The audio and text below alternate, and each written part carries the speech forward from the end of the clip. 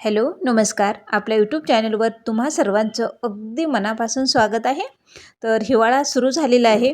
मस्त असं हिवाळ्यामध्ये गरमागरम असं धपाटे किंवा थालीपीठ असं गरम गरम खावंसं वाटते. तर त्यासाठी आपण आज मस्त टिकाऊ, मऊ, लुसलुशीत मेथीचे पराठे करायचे आणि घरच्यांकडून कौतुक करून घ्यायचं आहे.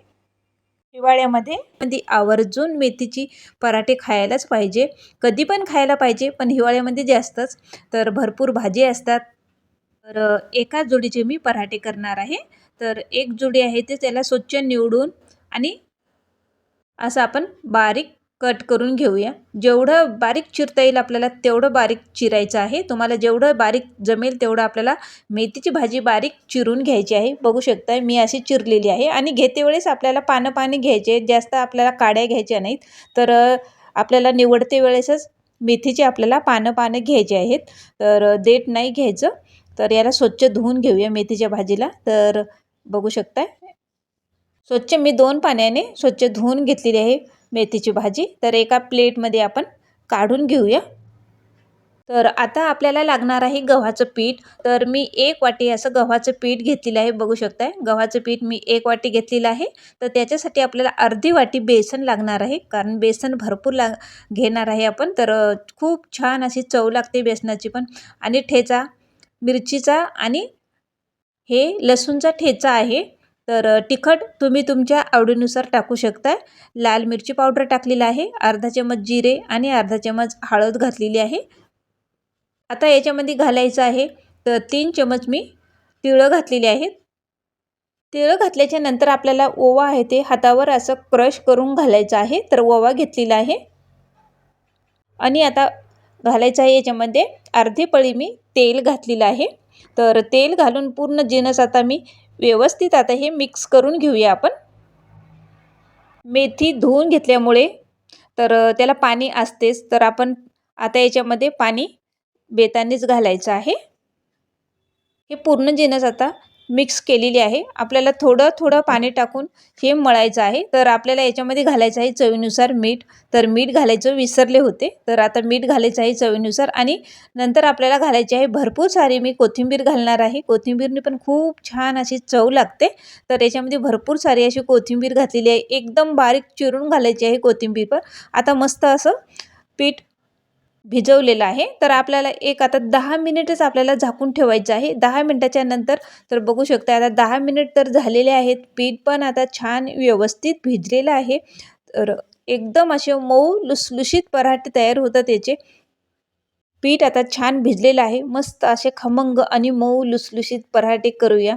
आणि थंडीच्या दिवसात असं गरमागरम पराठे खाण्याची ही वेगळीच मजा असते. खरंच तुम्ही खूप टेस्टी लागतात हे पराठे. तुम्हाला कशाबरोबर खायची गरज नाही, असंच खाल्लं तरी पण खूप टेस्टी लागतात.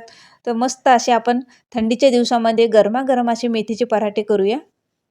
अगदी थोडंसं आपल्याला लाटून घ्यायचं आहे उंड्याला आणि नंतर याला तेल लावून घ्यायचं आहे आणि आत पण असं दुमडून याच्यावर थोडंसं असं कोरडं पीठ घालायचं आणि लाटून याला चपाती जेवढी तुम्हाला साईज पाहिजे त्या साईजचे तुम्ही पराठे करू शकताय. तर मस्त असं लाटून घ्यायचं आहे गोल आकारामध्ये. अतिशय टेस्टी असे मेथीचे पराठे लागतात. तर मस्त असे मी असं लाटून घेतलेले आहे. तर बघू शकताय मस्त असे आपला पराठा झालेला आहे आणि मस्त त्याच्यामध्ये कोथिंबीर आणि मेथी असं छान दिसते. एकदम असं हिरवंगार असे छान वाटतं. आता तवा मिडियम गॅस केलेला आहे आणि तवा गरम करून घेतलेला आहे. मस्त असा मिडियम गॅसवर आपले पराठे भाजून घ्यायचे आहे. त्याला खमंग आणि लुसलुशीत पराठे आपण छान आता हे भाजून घ्यायचे आहेत. तेल व्यवस्थित सगळीकडे लावायचं आहे आणि खमंग पराठे आपले भाजून घ्यायचे आहेत. तेल पण भरपूर लावायचं आहे, अजिबात कंजूसपणा करायचा नाही. पराठ्याला भरपूर तेल लागणार आहे आपल्याला. मस्त असे खमंग आणि लुसलुशीत पराठे तयार होतात. तर बघू शकताय मस्त असे खमंग पराठे तयार होत आहेत आपले. तर आता दुरडीमध्ये आपण थंड करायला ठेवूया.